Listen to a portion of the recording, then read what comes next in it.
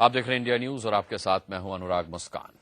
हो सकता है आपने श्री बल्लभ व्यास का नाम न सुना हो, लेकिन फिल्म लगान के ईश्वर काका या फिर सरफरोश के मेजर बेग या फिर एक विवाह ऐसा भी फिल्म के डायरेक्टर डॉक्टर प्रभात को तो आप जरूर जानते होंगे और अब तक शायद आपके जहन में वो चेहरा भी उभर आया हो। आज इंडिया न्यूज आपको उन्हीं श्री बल्लभ व्यास की आप बीती दिखाने जा रहा है। फिल्म लगान में भुवन की टीम को विकेट कीपर बनकर उबारने वाले ईश्वर काका और उनका परिवार आज गर्दिश में है। थिएटर और फिल्मों से 4 दशक खपा देने वाले श्री बल्लभ व्यास पिछले 4.5 साल से बिस्तर पर हैं। 53 फिल्मों में छोटे बड़े रोल निभा चुके श्री बल्लभ व्यास का इलाज और उनकी गृहस्थी अब चंद दोस्तों की मदद से चल रही है। लकवे से लाचार होने की तड़प अब श्री बल्लभ व्यास के मुंह से चीख बनकर बाहर आती है। उनकी हर सांस अब सवाल पूछ रही है कि क्या इस देश में कोई ऐसा नहीं जो कलाकारों के सोशल सिक्योरिटी के बारे में सोचे।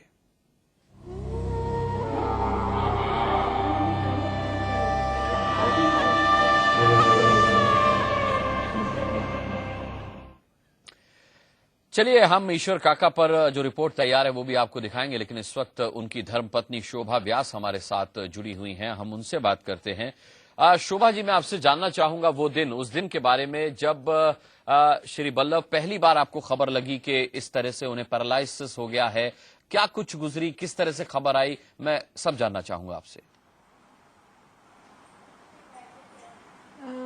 13 अक्टूबर 2008 की बात है और अचानक रवि किशन का फोन व्यास जी के मोबाइल से हमारे पास आता है और उन्होंने, क्योंकि मेरी बेटी ने फोन उठाया था और मैं गई हुई थी, बाहर गई हुई थी, उसने बोला कि रवि अंकल का फोन आया है और पापा के मोबाइल से है, तो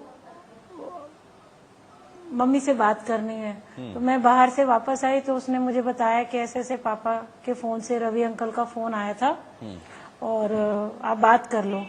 मैंने तुरंत व्यास जी के फोन पे फोन मिलाया और रवि किशन से मेरी बात हुई तो मुझे बताया कि व्यास जी ऐसा है कि आईसीयू में, बड़ौदा के आईसीयू में एडमिट हैं और आप बात कर लो। मैंने उनसे पूछा कि भाई क्या बात है, तो बोले नहीं, व्यास जी की हालत बहुत खराब है और आप ये नंबर देता हूँ और आप बात कर लो। कुछ समझ में नहीं आ रहा था कि क्या हो गया, क्योंकि मैंने एक रात पहले ही बात की थी।